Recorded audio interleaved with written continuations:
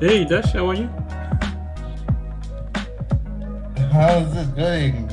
Hey, everybody. Indeed. Oh, been one too long, and two such a mission. Nice to have you back. I'm so from. Yeah, it's good to be back. Your fans are going wild.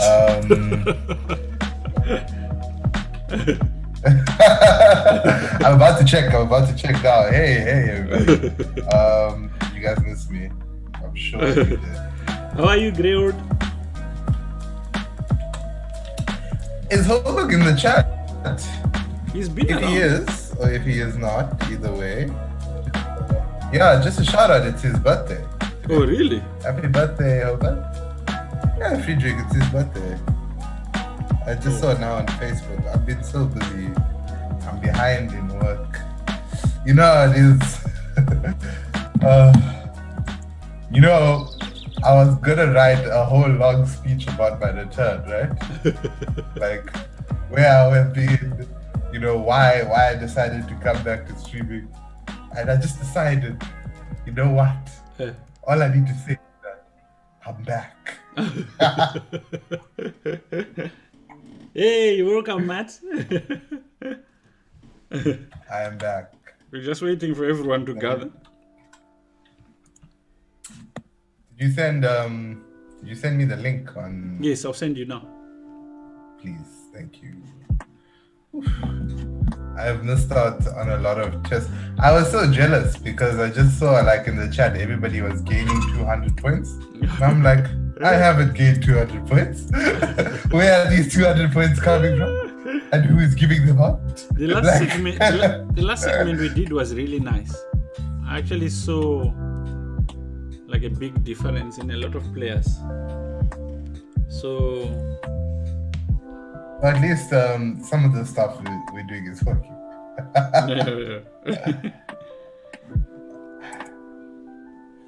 Okay, I am now in the chat, and we have new followers. And Grail subscribed for another 3 months. Yeah, no. Wow, okay. That's really great. The channel is growing. We are growing. Not that I'm surprised, but you know. I'm just going to share our.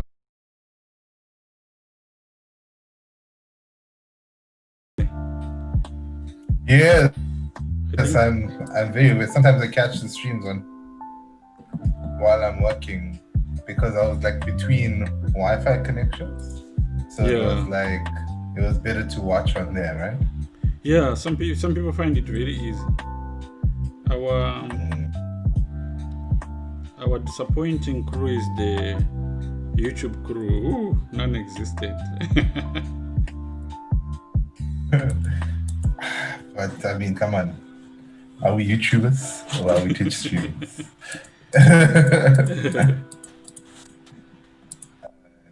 So, are people going wild in the chat or what's happening? I do not see the chat popping up here. Maybe I should open it on Twitch. Okay, cool. So,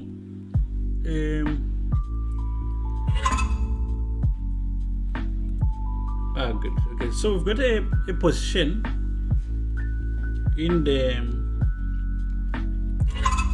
which it's white to play, and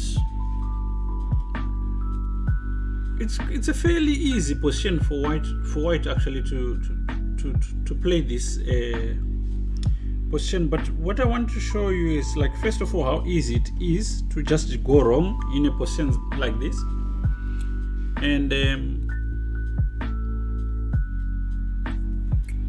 and why it's important to understand what's important in an endgame and what's not important. So before jumping onto the moves, just a recap so that everyone is on the same page. The first thing about endgames that's very important is your first plan is pushing past pawns. So if you have passed pawns, that should be your priority. The second thing about endgames is attacking weaknesses to create those passed pawns. So whenever you've got an endgame position, you must be thinking of those things as priorities. Otherwise, what's going to happen is you will waste a lot of time focusing on stuff that's not of primary importance. So in this position, let's say if you were white, right, and it was your turn to move, you'd be considering those things, of course. So I want you to take that viewpoint, and I think the last thing I need to reiterate is that weaknesses in the end game are different to weaknesses in the middle game. In the middle game, weaknesses are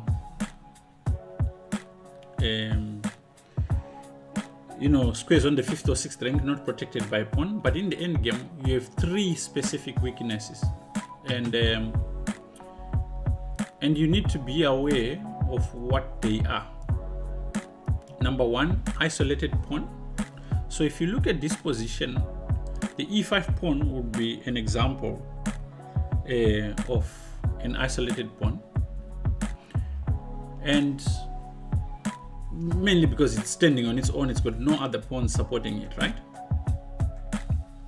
And then you'd have the second type of weakness is a backward pawn. That's a pawn that's not actually supported by other pawns. So if you look at b6, this is a backward pawn, and if you look at g7, that's a backward pawn. And then you'd have an advanced pawn. That's a pawn that's advanced so far ahead that other pawns cannot protect it. In this case, you don't really have a good example, but looking at it from what we've seen so far, it's easy to see that white has got quite a bit to work with. Now, these things tend to be more important sometimes than material itself. So in this position, white has to choose which pawns he takes and how he takes them, and the first move he makes is a mistake. He takes on e5. Why is this not a good move? That's open to chat, everyone. Because you... Oh, okay. Yeah, let me give them some time. Yeah. It'll be like Return of the King.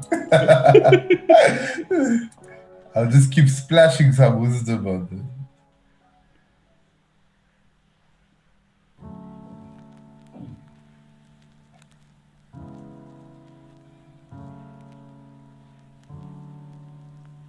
And this is such it's not losing, he's still winning, but it's such a good example. Oh, now Marty is looking for black's move, but what I'm asking is, why is rook e5 why is rook e5 a mistake, and what could have been better for white?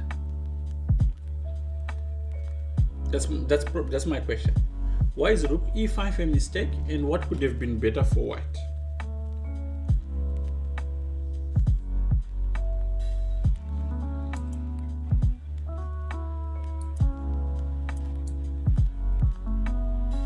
So I mean,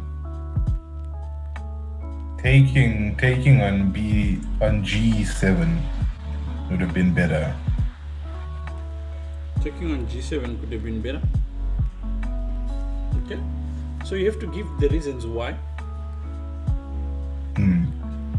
So basically, by taking on e5, you remove one of black's weaknesses, which is an isolated pawn, and now he only has connected pawns, right? Which in theory makes it harder. Then the other reason, there's multiple reasons to this, is that the rook on the 7th rank locks out the king from participating in the endgame. So by taking on g7, you maintain control of the 7th rank, and you keep black's king in a cage, and then you maintain the weaknesses of the two. Now you've created two isolated pawns on the king side, which you can then, they are easier to attack in the distance. So both of those points are that's my fairly valid reasoning for points taking and on correct ones G7. also. And Terry said rook takes G7. Denaf said rook takes B7, but I'm sure it's just a failure to read the board. Yeah, it's a reversal. Yes, rook takes G7 makes a lot of sense. But besides just keeping the king out of reach, so these pawns have got different value. The E pawn and the G pawn being passed have each got a different value. The E pawn can easily be stopped by the black king, and the G pawn is a bit far away. So when you're creating pass pawns, you want to make it as hard as possible for your opponent to interfere with their progress. So if you have a choice between one which is closer to a king and one which is further from a king, you want a pass pawn which is further from the king. And it's a slight mistake. It's not a losing mistake, but a mistake nonetheless. And I've seen a lot of people make 3-4 mistakes in a row in an endgame, and and end up losing the game. So I got it enough. So here, rook takes G7 was probably much more accurate. Now, if we look at this position a bit more, let's say white goes rook A1, again aiming at creating his own passed pawn. In that case, what we would then do is we would play G4, aiming at creating our own passed pawn. Let's say he goes H4, trying to keep the king back as much as possible. If he goes H takes G4, who can guess our move here? Again, very instructive.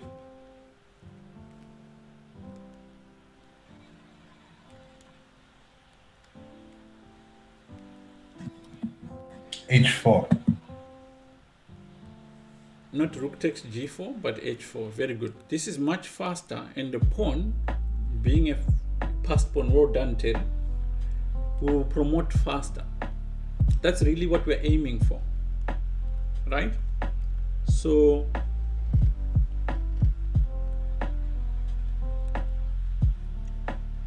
and if we look, let's say at this idea of H4, rook takes A4, H5, it's easy to see that the pawn would promote very quickly. So that's why here H4 is played. Okay, so after H4, what do you do? Remember, we're looking at the sideline here.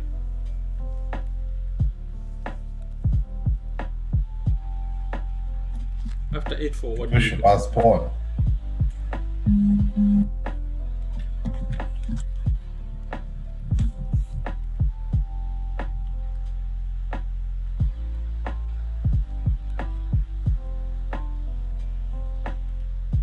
Very good, G5. Enough is on fire today. So after King D8. Continue with plan number 1. Yes, exactly. After King D8, what do you do? Push again. G6. Very good.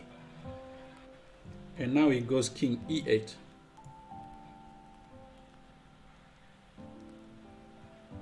Then you go rook.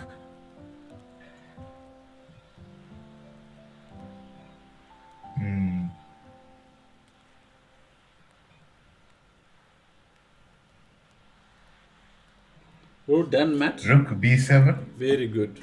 So here, you can't push plan number 1, which is push your passed pawn. So you go on plan number 2, which is attack weaknesses to create pass pawn. Don't forget or take this kind of information for granted. You've got plan number 1 and you've got plan number 2, right?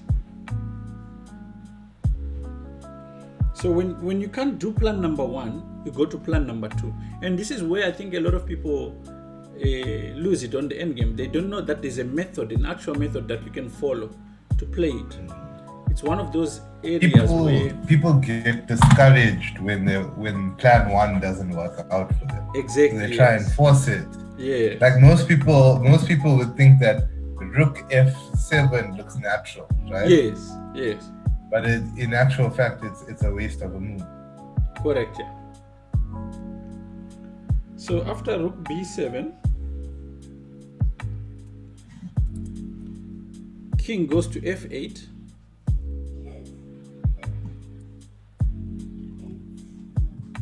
Okay, it's important to note here that if rook takes a4, g7, and you can't stop the pawns anymore. It's going to queen, and it's going to be game over. So king f8. How does white continue?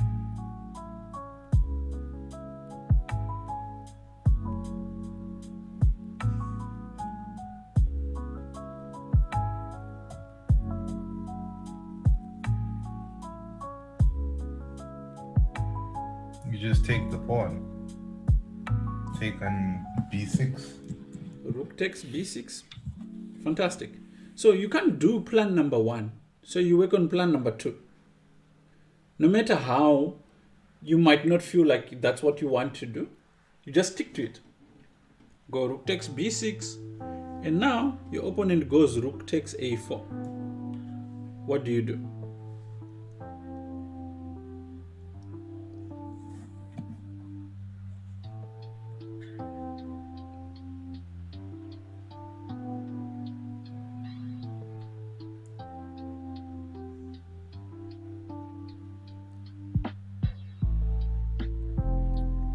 Rook e6.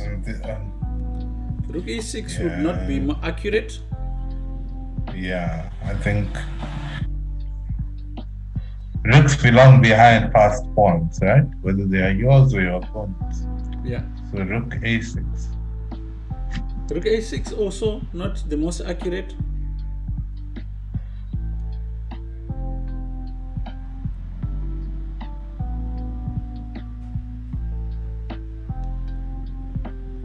It's white to play. Oh, okay. So it'll be rook g7. Rook b7, right? b7. Yeah. Very good. Because you wanna push, then move, then push again. Exactly. Or you wanna push check and then push with tempo, yeah. Very good. Rook b7, rook takes c4. What's your next idea?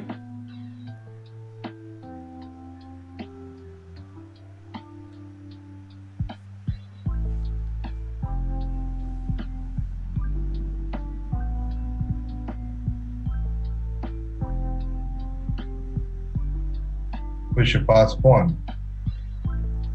Okay, you have to be smart about it.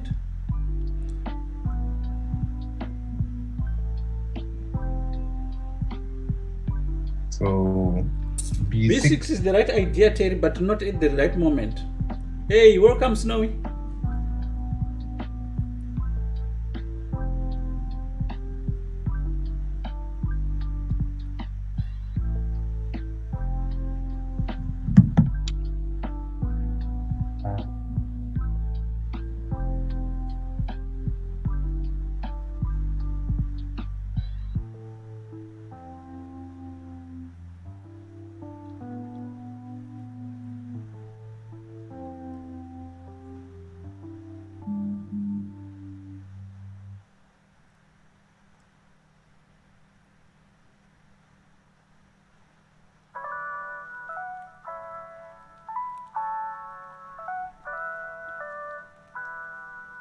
So you're trying to just follow number 1 and then follow number 2, right? Plan number 1, push past pawns. Okay. Right now, it's not really easy to do g7. that. So you want to set up a position where you can either follow plan number 1 or plan number 2.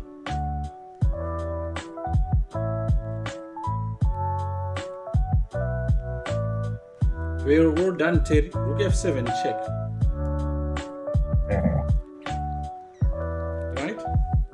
Such a simple idea, but moves the plan forward very fast, right?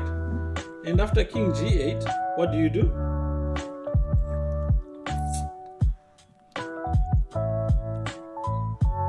So you move the king out of the path the of rook. the pawn with the tempo, right?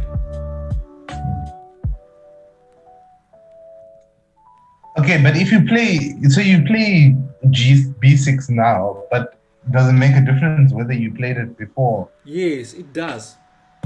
So if you play b6, or let's say rook c4, b6, right?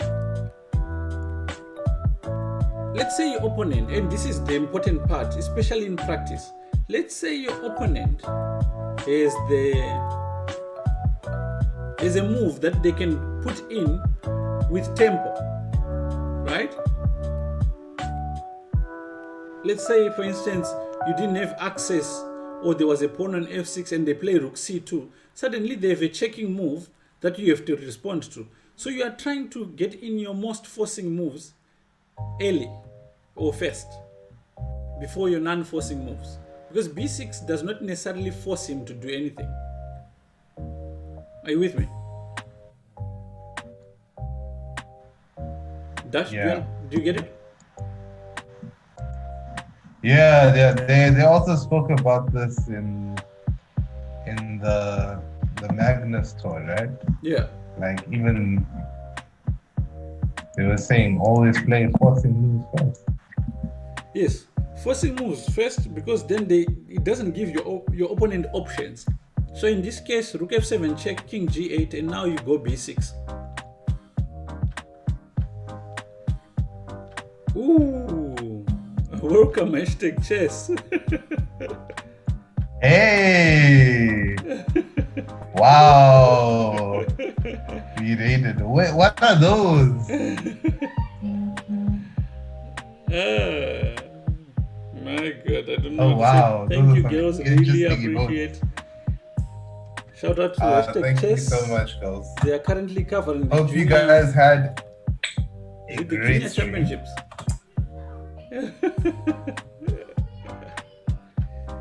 Okay, so after rook f7 check, king g8, we've got b6, and after rook b4, b7, and it goes a4. Okay, so at this point, what does white do? How does he wrap up this position? Thank you, girls. Really appreciate. We will do. We will do. I'm back, by the way, in case you listened. Okay, so how does white wrap this up?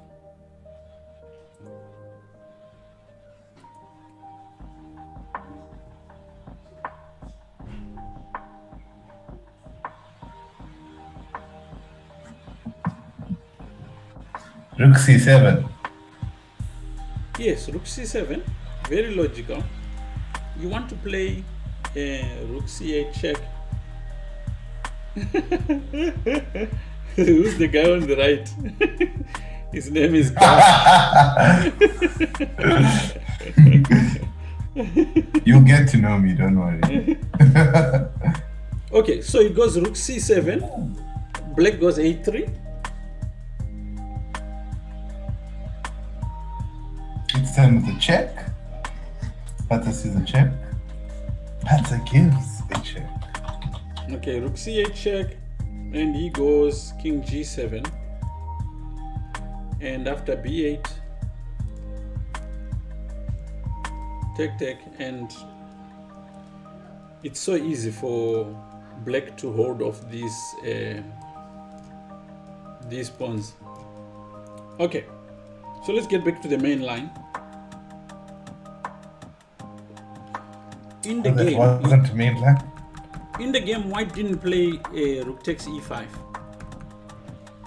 Rook takes g7. I mean, he played Oh, he rook takes did? e5. Okay, so this is not optimum. What should What should white do? I mean black. Hey, welcome, Master Chess Master One. Hey.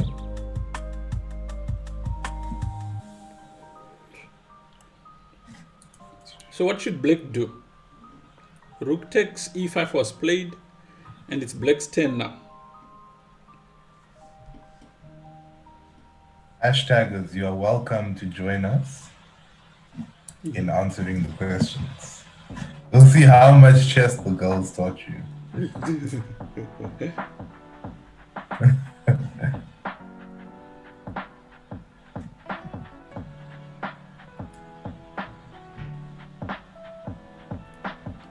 So what should black do here?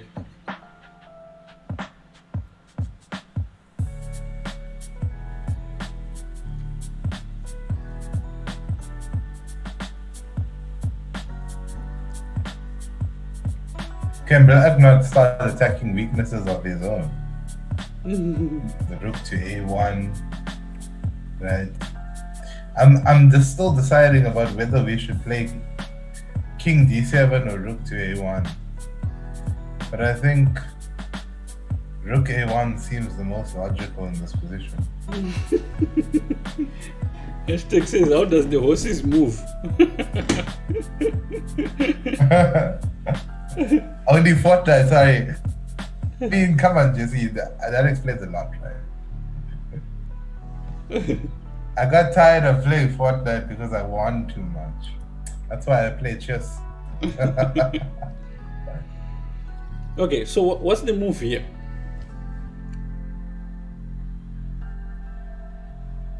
For black. He's still in trouble, but how does he try to make the best out of this existing scenario? Where do most of his chances lie? In creating a pass pawn on the queen side. Okay, but you still have to pick a move. Rook a1. Ideally, our chat members, we need Rook someone a1. who can find a move here.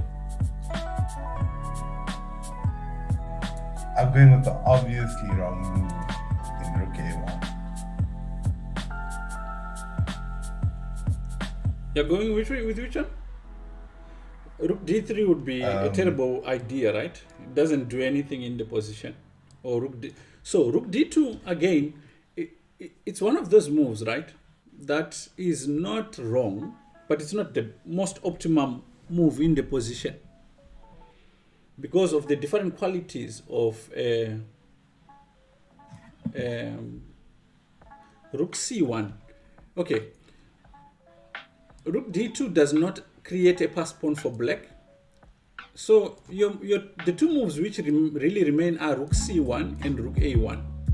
And now the only thing which determines which one is the best move is the type or quality of passed pawn that you create with each one of these moves. Right? Well, there's another reason that I have for that. And that's that c4 can be defended. Okay, yeah, that's a good point. c4 can be defended. And a4 can't be defended. Correct, yeah. So a4 is the superior weakness, if that makes sense. Okay, good. So the most accurate move is what black played, which is rook a1. Again, it's a question of quality of pawns. The pass pawn that you create on the c file will be closer to the white king than the one on the a file. So you want to create a passed pawn as far away from the king, the white king or the opposing king as possible. So rook to a1 fits the bill. Okay, so after rook a1, black takes on h5 and white takes on a4. So at this point, we have a scenario where black didn't have a pass pawn before, but now he has. And he's threatening to take on c4, which is a bit more tying than what was happening before. Still, white is much better, but black suddenly has got chances. So now, white, it's his turn to play. What should he do here?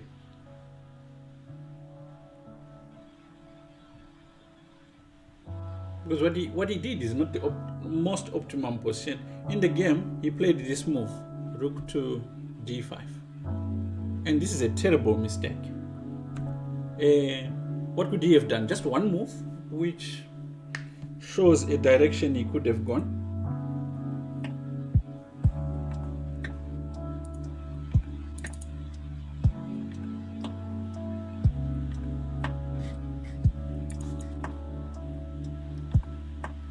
Because the way you need to think about these positions is the way in which those the new AI engines think, in terms of you want to reduce the probabilities of your opponent having winning chances and increase your probabilities of having winning chances.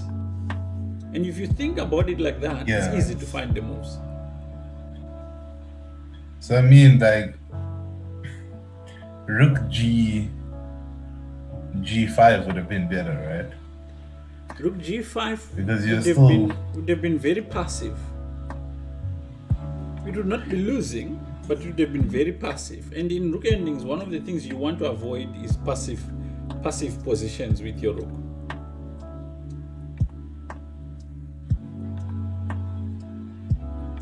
No, but and then you're threatening to take on g7, right? That's correct, but you could actually do that in a much better way. That's what the endgame is all about. It's like you don't settle for it's okay. For second best. Yes. You have to try getting the most optimum scenario as much as possible. And before you know it, it all adds up. And again, people who lose in the endgame lose because of that. They just take it for granted. Just that any move is as good as any other move. Right? But it's not like that. So you want to be as consistent as possible. Ruan says rook a4. I think you mean rook h4. And this again, the problem with this move is it's a passive move. Yes, you defend this pawn, but after something like rook b4, he's got this pawn matching to become a queen. So this is not the right idea. The right idea is very simple. You can actually see it if you keep the idea that in the end game, there's only two plans. Number one, push your pass pawn. Number two, attack weaknesses to create pass pawn. Rook h7 is the right idea, Terry, but you've executed it in the wrong manner. You must go rook h8 first. Very good. You must go rook h8 check first, forcing your opponent to go on the 7th rank, and then you attack the pawn.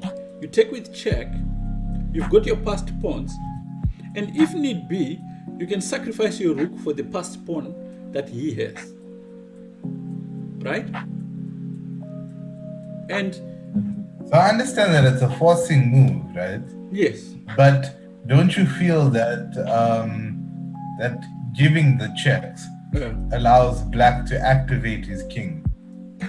You know, No, now he's got a better way of defending white's pass pawns. Very good, Snowy. But think about it like this, Dash. What's plan number one? Push pass pawns. Number two? Attack weaknesses to create pass pawns. Yeah. So in chess, there could be many other reasons which determine what you're going to do, but those two are going to always take priority in the endgame. Are you with me? Yeah. So whether the king became active, okay, that's fine. That's important in the endgame, but it's not going to prioritize over number one and number two.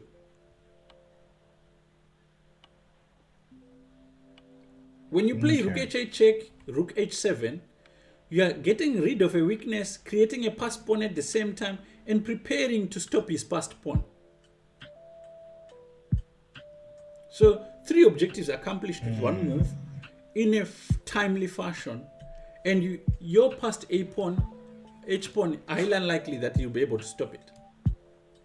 Right? So if you look at what he played, it's got the support of... He played rook d5. Rook d5, you could say it accomplishes the factor of stopping the king from being active, yes, but in the long run, that's not the most important objective in the end game, right? And this is what makes the move weak. Because now your kingside pawns take double the amount of time to promote because they have to be supported by one another. Exactly, yes. So here, what is the best move for black?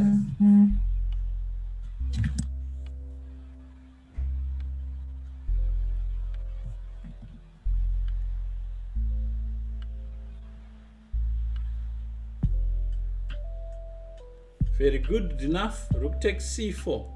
Eliminate another weakness. Create a pass pawn, or get out of the way of a pass pawn so that it can go. Now white goes f4. What do you do?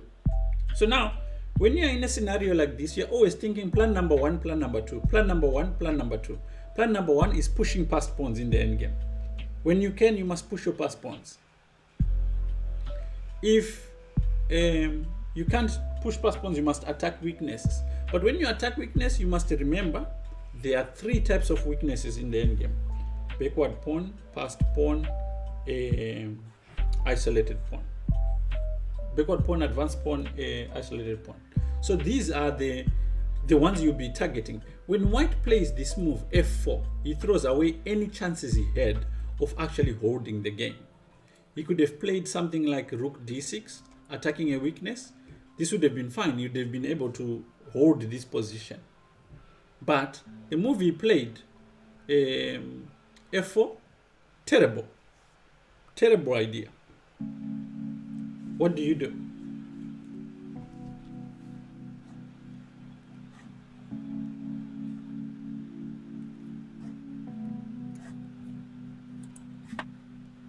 How do you make progress? As black. Yeah. Plan number one. Push Exactly. pass pawn. Not rook e4. That's none of these are plan number one. Rook e4, it's not plan number one.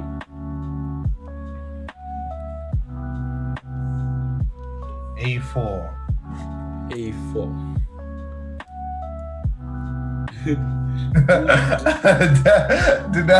He's How throwing come away- when you get it they right, both jump you into the said it move and he's first, saying, "Oh no, it's but- not me." I might have but said when you get it wrong, it's Matt who says it first. A4. A4 is the most optimal move because that's plan number one. Yeah. Okay, so black goes, or white goes rook d3.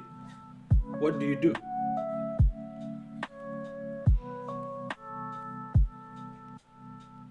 Rook b4. Yep. Plan number two. What did you say? Rook b4. Very Like good. Mohan's Rook just- b4. So you can't push Yeah. plan number one. So what you do is you do plan number two, which is attack weaknesses to create more pass pawns. Right? He goes rook a3, which makes sense. Now, if you take here, this would be a mistake, right? Because now he takes your pass You're giving pawn. away your only asset. Exactly. Yeah. And if you've got a better endgame, you must avoid trading pawns anyway. Okay. So you go rook b4, he goes rook a3. What do you do? Don't go complex on it. King Just go, okay, d7. plan number one or plan number two. Plan number one or plan number two. Oh, okay. C4. Very good. You go c4. Push your pass pawns whenever you can. This is the most practical advice when it comes to the endgame. c4. He goes rook c3. It's quite interesting because now it's quite late for him to go for a pawn race because You have two pass pawns, Yeah. and they're further up. thank you, Lionel, for liking the stream. So he goes rook c3, and now Black goes king d7, and he goes rook c2,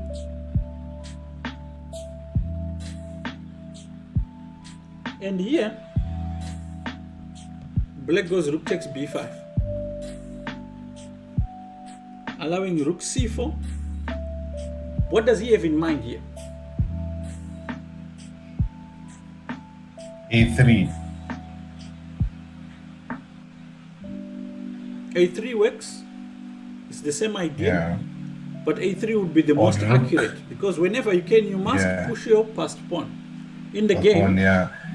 He played rook A5. Yes, in the game he went rook to A5, because rooks belong behind passed pawns, whether they're yours or your opponent's. So he goes rook A5, and white goes E4. What do you do? Push your passed pawn, A3. A3.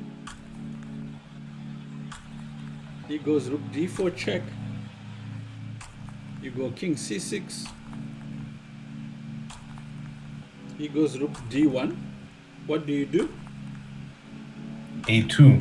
A2.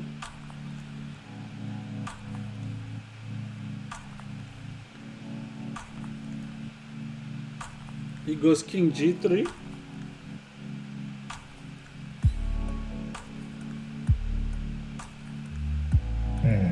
What do you do?